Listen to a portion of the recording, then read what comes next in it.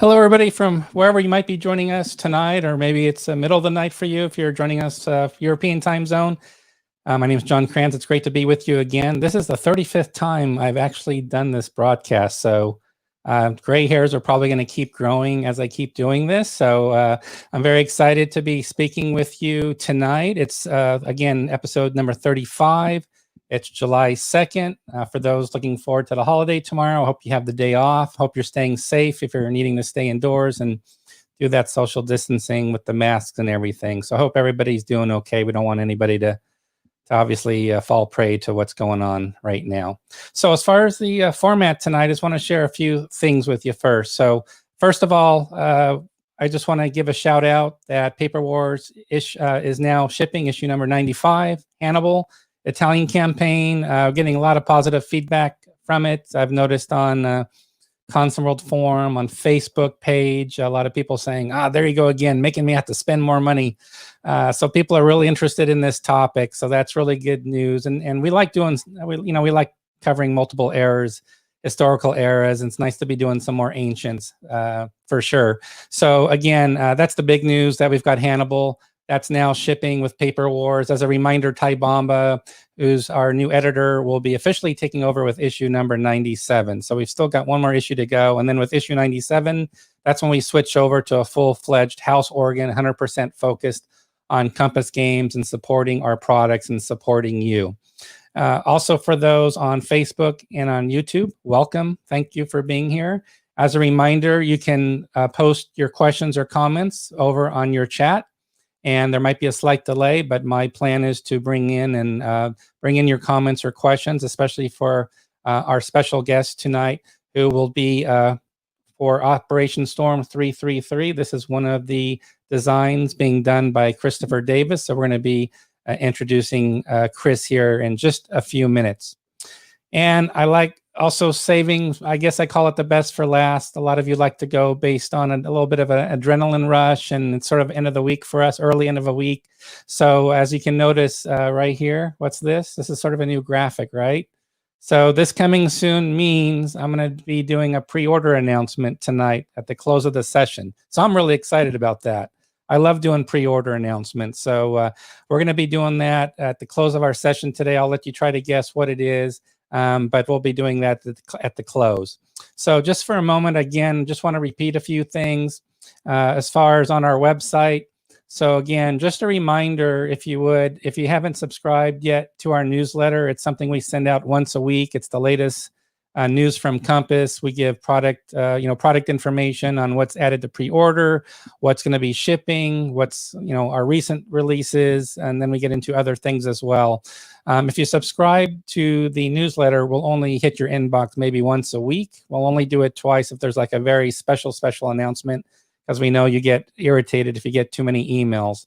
And then you'll also notice on the bottom right of this homepage, that's me down there, where you can reach out to me.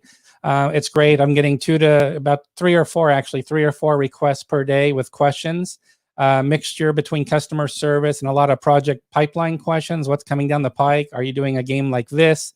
Got a question today about, are we doing a game like Imperium Romanum for Ancients? Would love to see a game covering that period. More questions about, can you do some more quad games? So we're getting a lot of feedback. And I'll use your questions for our town hall meetings we do every other week with Bill Thomas. And we'll be doing that again next Thursday on July 9th. Bill Thomas will be joining us for our third town hall meeting. And a lot of your questions, I will answer them directly, usually same day. But we also use your questions for our town hall meeting besides the live questions. So again, really looking forward to taking your questions tonight. And before we get started, again, that newsletter, if you subscribe, you will see here, this is the newsletter you might receive. So this is what we send out once a week. This is the newsletter we sent out 2 days ago announcing Paper Wars now shipping. So Hannibal number 95, I think I got it wrong. That Ty Bomba is actually maybe starting with issue number 96. That was a mix-up on my part. So 96 will be Ty's first issue with us. So he has no more excuses. This is 95. It's now out the door. It's going to you. Now Ty Bomba is 100%. He's the man in charge of Paper Wars now as editor. So there's number 95 with some information. We've got the table of contents page there. We talk about our recent releases. We like to talk about, say, the last 3 releases we've had.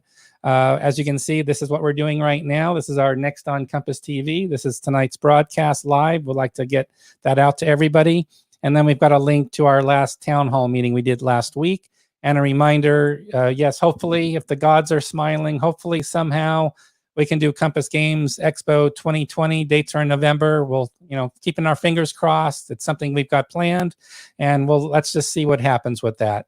So again, please subscribe again back to that newsletter. Just that yellow box right there is all you got to do, and the rest is quite easy. So that wasn't too painful, I don't think. Just a quick reminder, and again, please get your questions ready for tonight. At this time, I want to go ahead and introduce you to really a new designer. So that's why I'm really excited tonight. We just came off Joe Bukowski as during our last session. So, true veteran's done a lot of stuff, but it's time to make room for the younger generation of designers. And I'm really excited about that, to see what the hobby is going to look like in the future, and who's going to stand up and take the initiative and drive to do some things in the future. So without further ado, I want to go ahead and introduce to you Christopher Davis. Chris, how are you doing tonight? Good. Hey, John. How's it going? Thanks for having me. Sure thing. And remind everybody, where are you joining us from tonight? Where are you based out of? Yeah, so I'm in the San Francisco Bay Area out in California. Okay, great. Well, the reason I'm excited to have you here, Chris, is first I'm going to victimize you with a bunch of questions. And I know we have a really tough crowd. And whenever there's a new designer with designs, these are great sessions, because the audience always wants to know, if this is like a new designer, what's his design approach? Where's he coming from? What can I expect from a new design? So we have a very tough audience. So that's fine. Hit me with all the questions you got. They always beat me up as well. So I'm looking forward to that tonight, and I'm sure they'll come up with some questions when we start talking about some of your designs. So some background really quickly. We met, our paths crossed about a year ago. When I think we did our first agreement for a game we're actually not going to talk about tonight, but there are some other, there are multiple agreements and commitments we're looking forward to as far as releasing the games you're working on. We're going to talk about one in particular tonight, which is Operation Storm. So again, I think you're probably a little bit younger than me, because I'm 56 and you're like 50. I'm going to guess you're under 35 even. It's a good guess. Yeah, you're in the ballpark. Yeah. Okay, I'm in the ballpark. So this is an obvious question, so I'm not even looking what the audience is saying yet, because they're getting ready for you right now. Anyway, so I'm going to give them a chance to warm up and come up, with devious questions for you. So you're a younger generation. This is not common for me. So most designers I talk to are around my age, and we have a lot of talk in the hobby about, is it a dying hobby, other than seeing fathers bringing their sons in. So I'm going to ask you a really simple question to start. At your age, how did you get into gaming, and where did that interest and motivation come from? Yeah, it started actually when I was really young. And so my dad was an Army aviator, and he's always tinkering around with tools and games to learn about, the threat at the time as an Army aviator. And I was always around, so learned a lot about kind of different, mostly like Russian stuff. So it really got me interested in history and playing things like Axis and Allies and stuff like that. And then one of my friends, also his dad was into miniatures, so I played a lot of World War II and Napoleonic miniatures when I was young. And then through college and through most of my 20s, I didn't play board games all that much, actually. I played a lot of computer games and PlayStation games that were military oriented or war game oriented. And it was about 6 years ago or so, 7 maybe now at this point, that I really got back into wargaming. I lived in Fresno, California at the time, near GMT headquarters, and I happened to go to a few gaming stores that were a lot of some designers and a lot of active players played, and I was hooked and played weekly sessions for a little while. The place was called Crazy Squirrel Games, I think. And so I had a lot of fun. And then from there, I realized just how deep this hobby goes again, and I was hooked. That's great. I like the part where you said when you were when you were younger. That's a different meaning for me. When I was Yeah, yeah, younger, we're talking. So you weren't around when SPI was around. Even I was a little poor no. teenager. You missed the whole. Yeah, you missed that whole enchilada. But thanks for giving us some background there as far as how you got involved. Sounds like your dad played a role in that, and you had the group in Mhm. Fresno, etc. And yeah, the video games. I totally understand that. Given your generation, so. How accepting have the groups been with you being a younger gamer? Like those 7 years of board gaming, was that really? Were you like the youngest in the group, or just Uh, curious? What was the mix up of the folks you would meet with for gaming at the time? yeah, it was a good mix. It skewed a little older, but it wasn't an issue. And then when I came out to the Bay Area, I found a group of friends from coworkers and colleagues um, that had similar interests. And so the age thing kind of leveled out a little bit in my favor, at least. And You're so but lucky. You're so young. yeah, You're so lucky. I'm jealous. Gosh. but with the lockdown and shelter in place orders and stuff with California, I've reached out to a lot of people that I've met on Facebook, and we've been playing a lot of via Vassal from people from the Bay Area and also from around the country. Okay, well, let's let people get to know you a little better. Tell us a little bit about what you're doing when you're not doing designs. You've shared a little bit about your background, like what you're doing today, maybe professionally a little bit. If you want to talk about educational stuff too, I think it's good just to introduce Yeah, you to sure. everybody. Sure. Yeah. So my one of my biggest hobbies is I love playing hockey. Big hockey fan. I'm a big Bruins fan. Actually, there's a long story behind that. Um, Without being able to play or watch hockey, I've been occupying a lot of my time with reading some of these books you can see behind me, and getting games on the table and playing on Vassal. Got a lot of solitaire games, and so a lot of my designs that are forthcoming will be solitaire specific or solitaire are optional. Um, so just trying to stay busy, a lot more time on my hands than I expected over the last couple of months, but All I've right. been putting it to good use. Yeah. Good, good. And we got a question already. Somebody wants to know if you happen to come by. I think this was quite a while back. FGA was probably, gosh, 15 years or 20 years earlier. So I don't know if you are familiar with the Fresno Gaming Association, if you've ever heard of them, because that was I've heard of it, but I don't think I knowingly participated in it. I may have met some people from it, but I don't recall. I don't recall any of that. all right. And then let's see here. Andy is asking over on. Thanks for joining us on Facebook, Andy. I'm sorry, that's not the right question. I clicked on the wrong one. Let's try this one. Keksu is asking over on YouTube, what historical periods are you most interested in?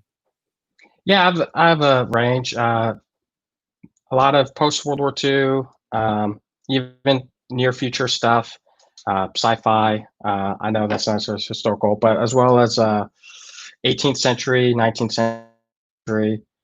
I don't know much about ancients. I do have some ideas and concepts kicking around for games set in the ancient period, but not necessarily your traditional like ancient war games.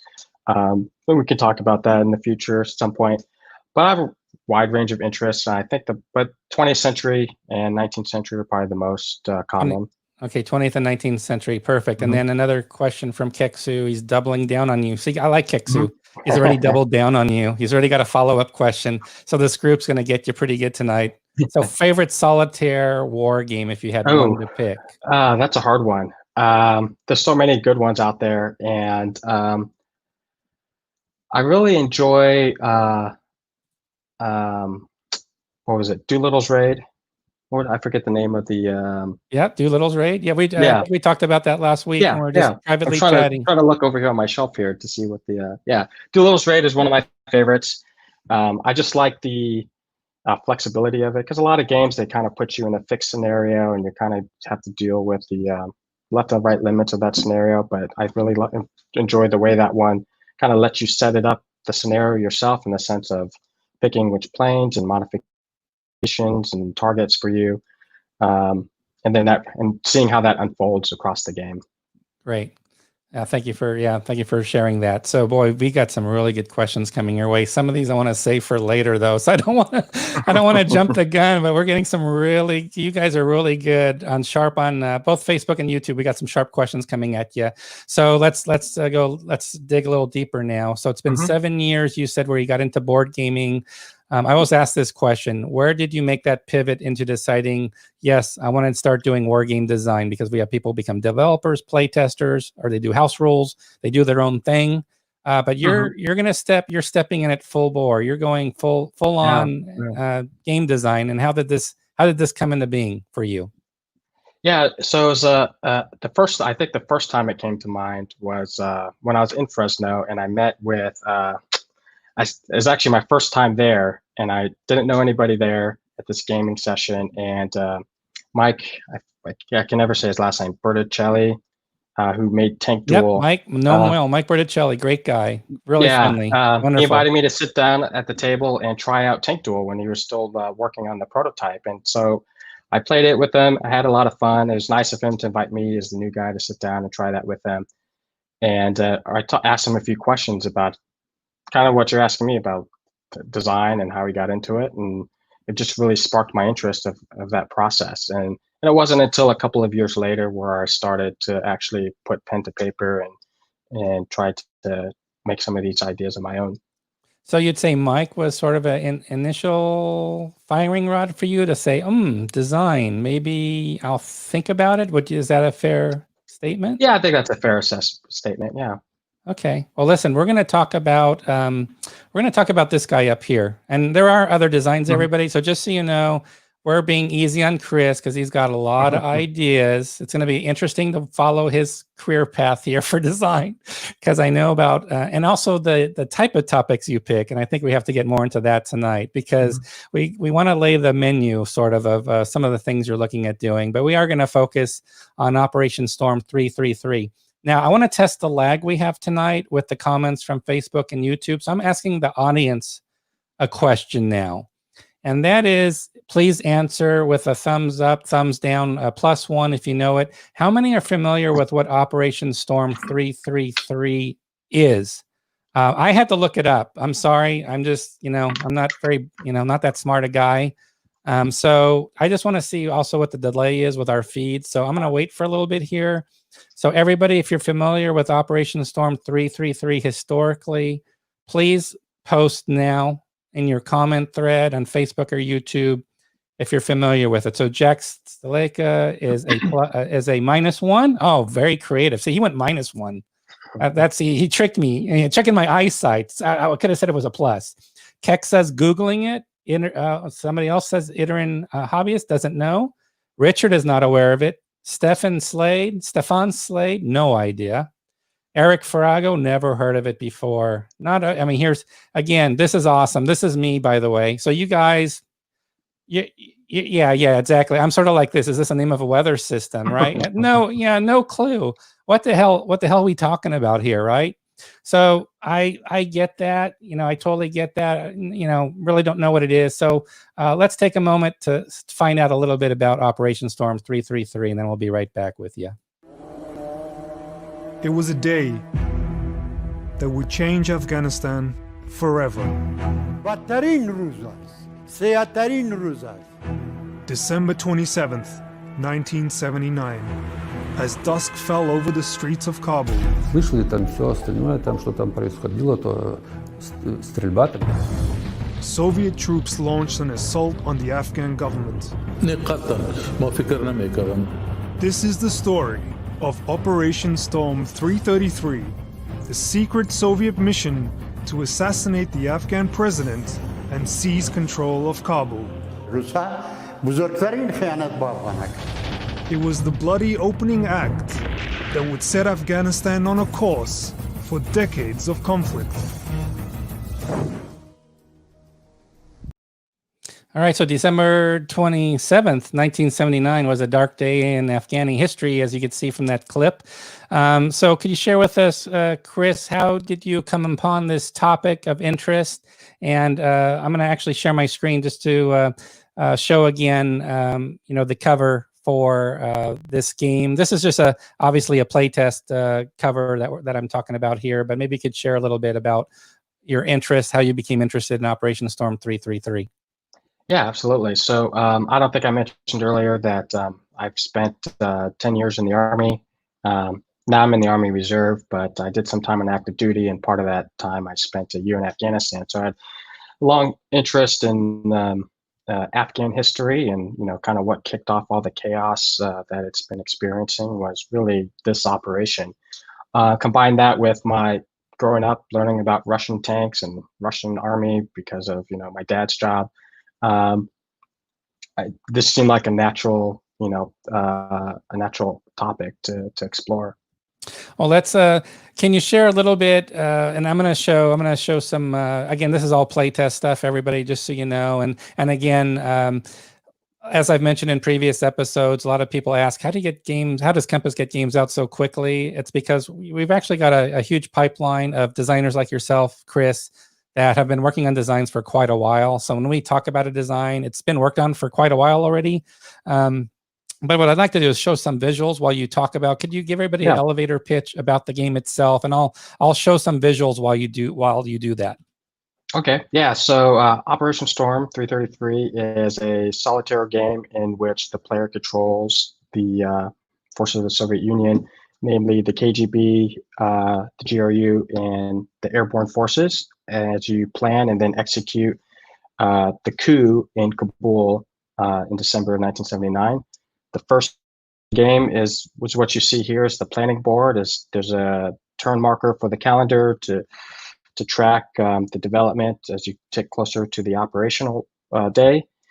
And then what you don't see here there's 9 point-to-point maps in which you execute each tactical mission in succession. So the numbers you see on the map here correspond to what you see. I can go back. Want me to stay here? Yeah, no problem. No, you could go to the next one's fine.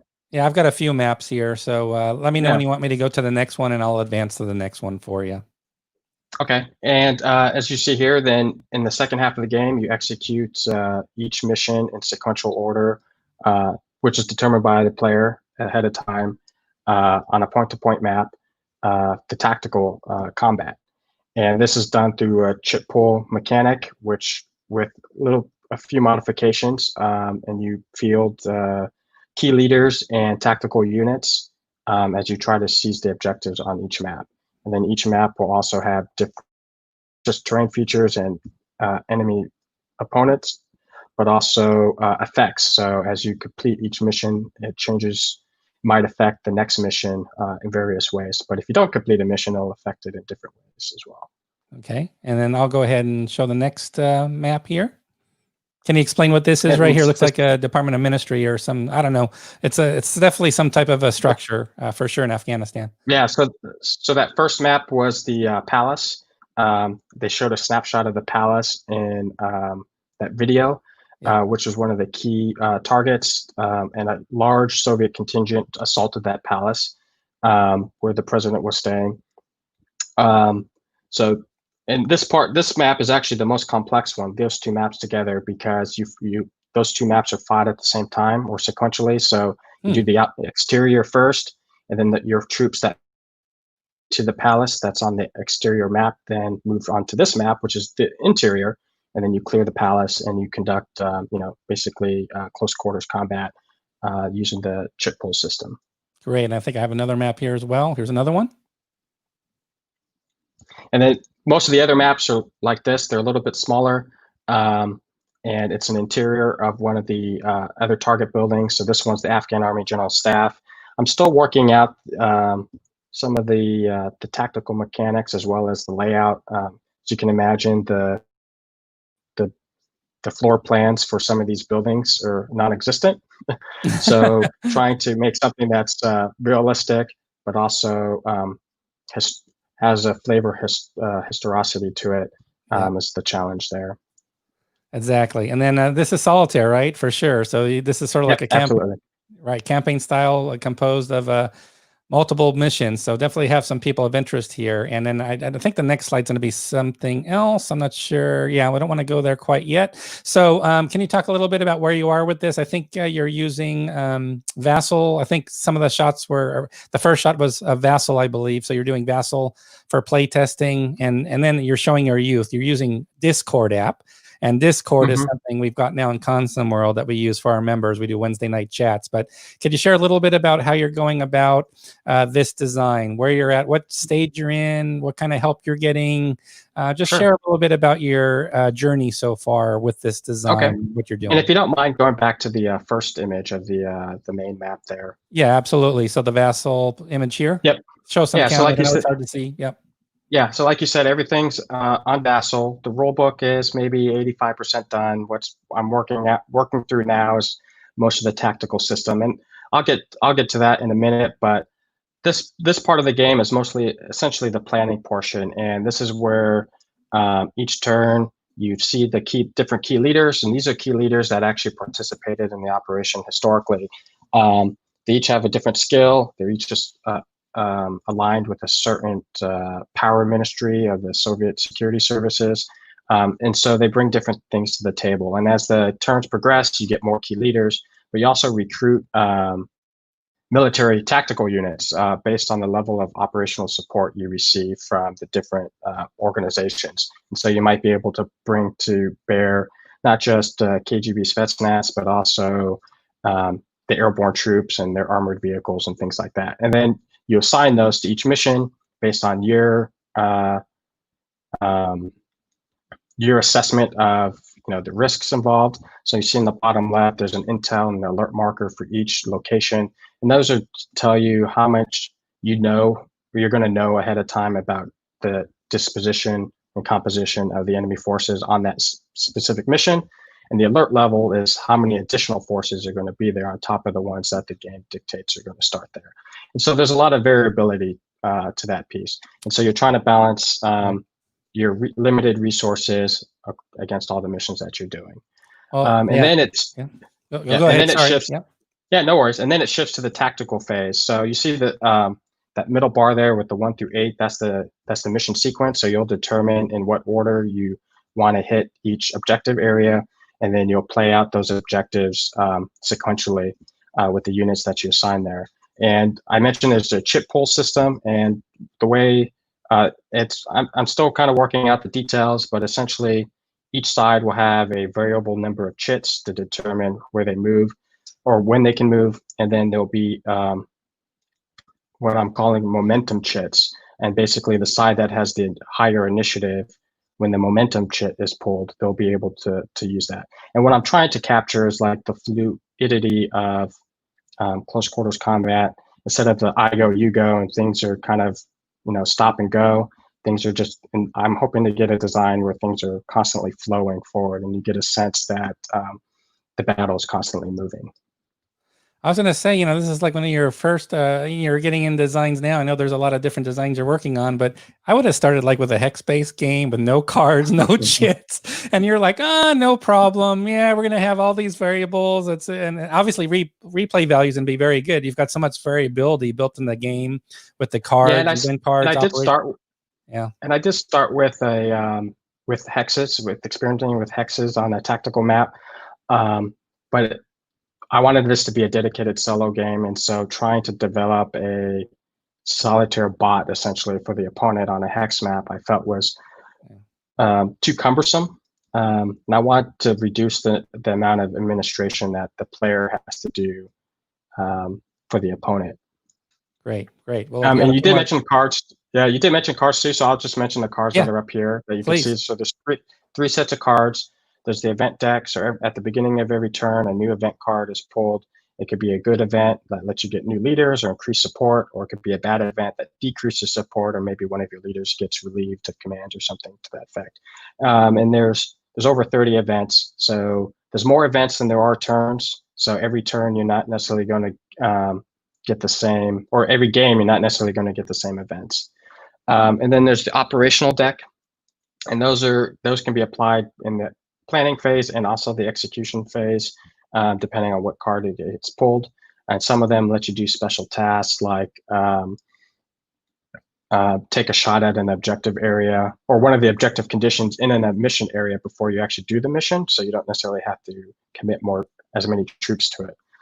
And then the last one are the tactics cards, which are used in the tactical map, and the typical kind of tactics cards gives you, additional DRN to a die roll, or lets you scratch off a hit on one of your forces, things like that. Great. Well, that was a nice little deep dive in there, and I think you've definitely done a great job introducing your design concept and the theme of the games.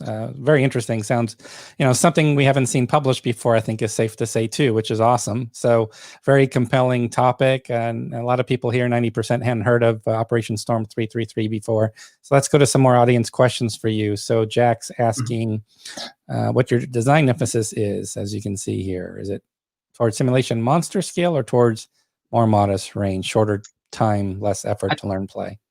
Yeah, most of my designs will be in the more modest range. I do like a lot of variability.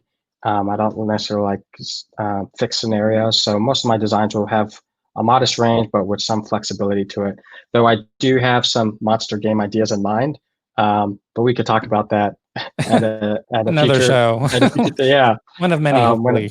As those ideas mature more, I would love to do like a monster, like sci-fi alien invasion type of game where you kind of take these kind of like World in Flames, but with with a sci-fi twist to it. But that's all pie in the sky stuff right now.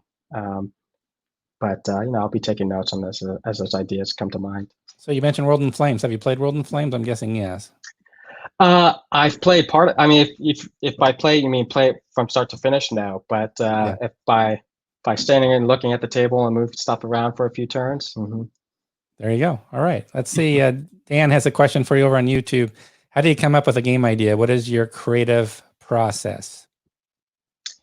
Yeah, so I think I have a two-part answer for that. I have a lot of ideas that come to mind. A lot of them aren't, so I'm trying to narrow those down to what's feasible. And what I'd love to do is to come up with like 2 or 3 really good systems I can call my own, and make a series of games in each system. I'm modifying the systems based on like the scenario, the conflict, and also what I learn and player feedback from publishing them. And so, different ideas strike me while I'm watching TV or talking to other folks about different subject matter, and I think, oh, that might be an interesting game to do. So, I take notes and I keep a list of all these different ideas, and it's just a matter of which ones float to the top as far as feasibility. And then my design process, I usually write out the rules first, because I have a lot of time and like in the car and in the commuting and stuff, just thinking about things. So I'm usually just like working through concepts in my head. I'll write out the rules, at least the general concepts first, before I even start building like prototype components. And then at some point I'll put it in Vassal and start moving things around and see what happens. All right. Sounds good. And we'll get deeper into, your design process when we get closer, when the finished design and it's developed and everything. We'll definitely have you back to talk about, what's happening with your design work and changes. This is a fun question because you mentioned hockey. I'm guilty. I'm a Dallas Stars season ticket holder. So sorry, not Boston, although somebody left a Boston beanie at my chair. So I have a Boston Bruins beanie that I wear all the time because it's a cool little thing to wear. But I'm a huge hockey fan as well. So Keith's a hockey fan. He's wondering about sports games like hockey. So don't know if you have any ideas in that area. No, not at the time. But hey, like they say, hockey's just a boxing match interrupted by a sporting game, right? Sporting event. Amen. So, amen. Maybe there's something there to it.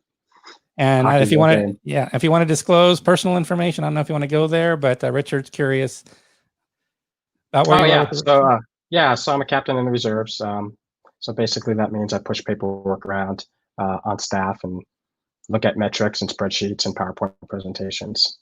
So that's the extent of my reserve job. Great. Well, listen, we're excited about, again, right here, Operation Storm 333. So obviously not on pre-order yet.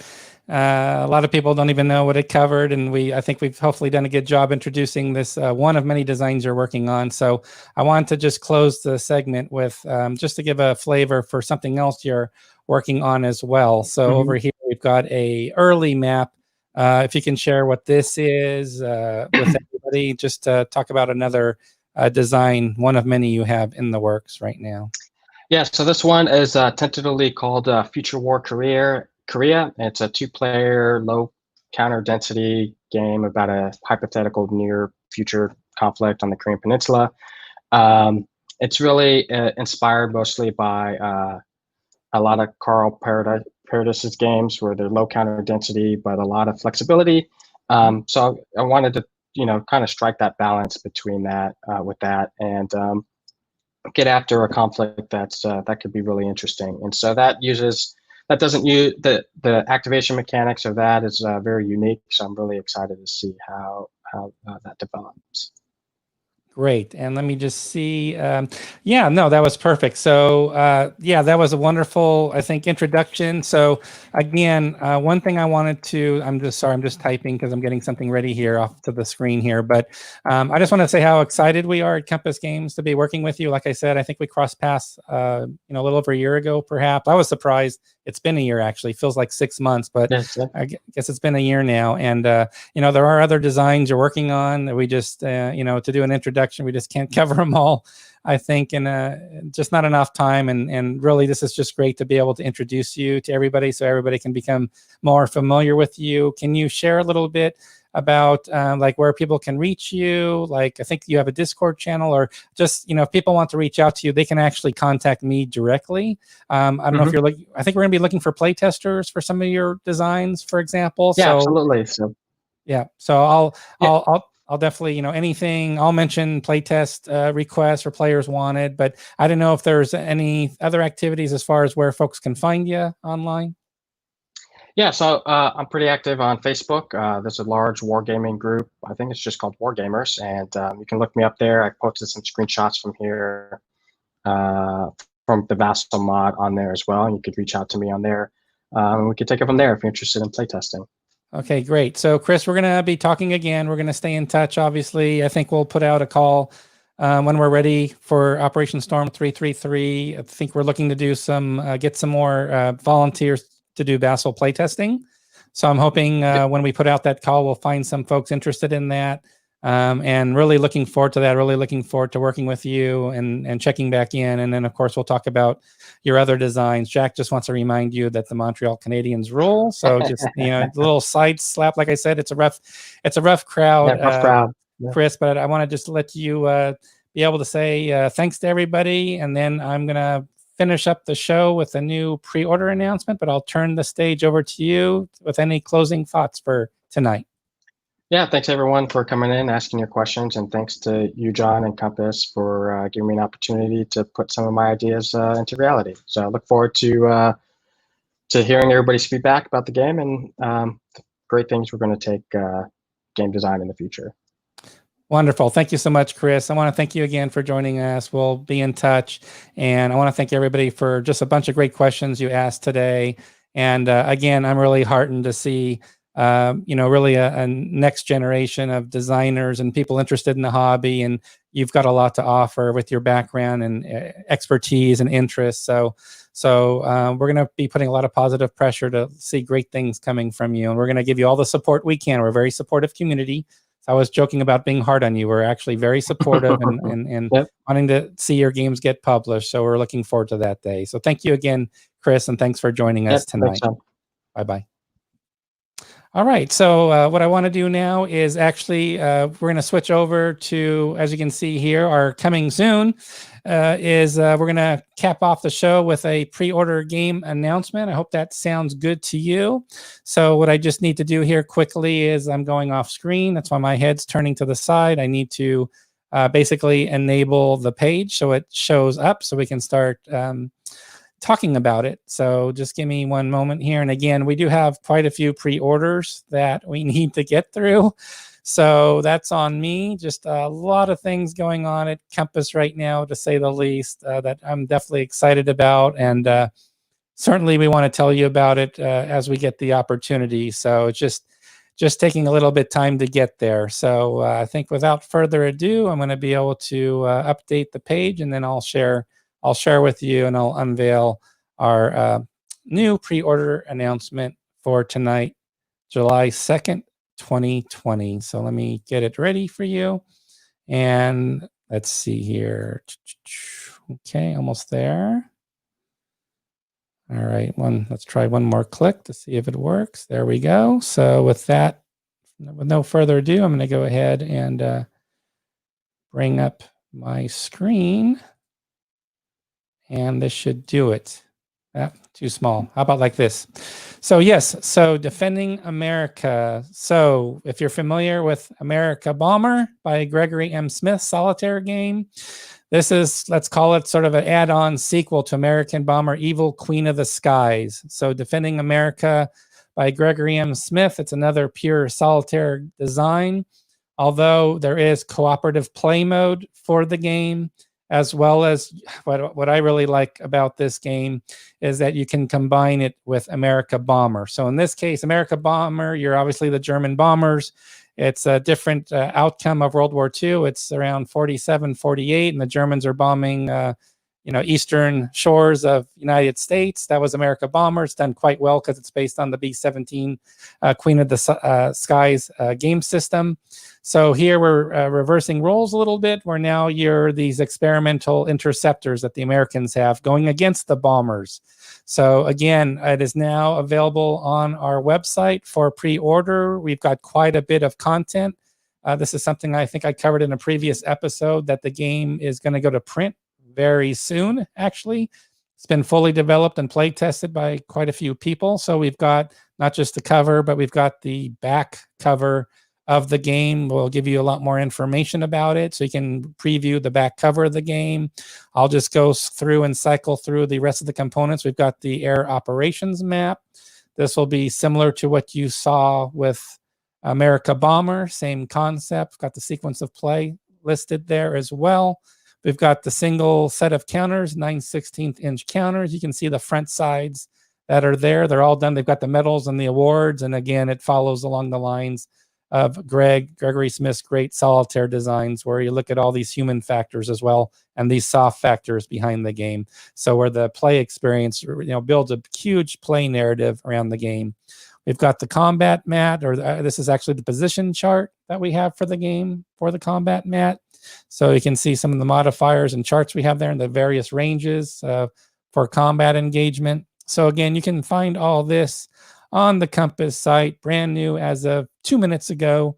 We're really excited to have America Bomber. I've got 2 aircraft displays, and there's a lot of aircraft displays, actually, much more than we had than America Bomber. So Defending America has quite a few more displays. You'll see the list on the product page. We list it all out. So there's quite a few of these experimental planes listed. And again, it goes back to the crew members. So we've got some information here around pre-flight school, spare time activities for the crew members, etc. So as Greg always happens to do, he builds these great narratives around the game. So again, Defending America, let's see, and Greg's commenting here for me. So it's wonderful to have his comment. I'll bring it in here. And again, we'll have Greg on a future episode for sure. We're going to go more in depth about the game. So here we go. Half are actual fighters that the U.S. had during the period. And then the other half, so secret weapons of the U.S. So there we go. And there's 16 aircraft total. So again, thanks for the assist, Greg. So yes, we're very excited to have this on pre-order. And again, it won't be long, I don't think, before this game will be shipping. This is one of those games that's been done. I've got pretty much all the artwork I'm showing you right now for the game. I held some back, but yes, all the artwork's basically done. So we are definitely looking forward to America, to Defending America. So Defending America is our new pre-order. And again, I just want to thank everybody for being here tonight. It was really a pleasure to have again, Chris Davis on to introduce him to everybody. He's got a lot of different designs coming out. Again, we're starting with Operation Storm, but there's going to be many, many more. And then, of course, we introduced Defending America by Gregory Smith. So we're very happy to be able to take pre-orders on that game right now. So with that, I hope you'll join us next week, next Thursday on July 9th. We'll be joined again with Bill Thomas of Compass Games. And also, Bill will be, we'll go through the schedule again. We'll have some updates to our schedule as well. So we'll be sure to cover updates to our release schedule. So we'll be happy to do that next Thursday during our Compass Games Town Hall meeting, which will be number 3, our 3rd Town Hall meeting. So we're getting there and really enjoy doing them with everybody. And then as you submit your questions to us directly, we'll be able to include those questions. So again, I want to thank everybody for your time today. And we look forward to seeing you in a future Compass broadcast. And hopefully I'll be seeing you next week, next Thursday. For those celebrating July 4th weekend, have a great holiday. Stay safe. And I'll see you next Thursday, everybody. Bye-bye.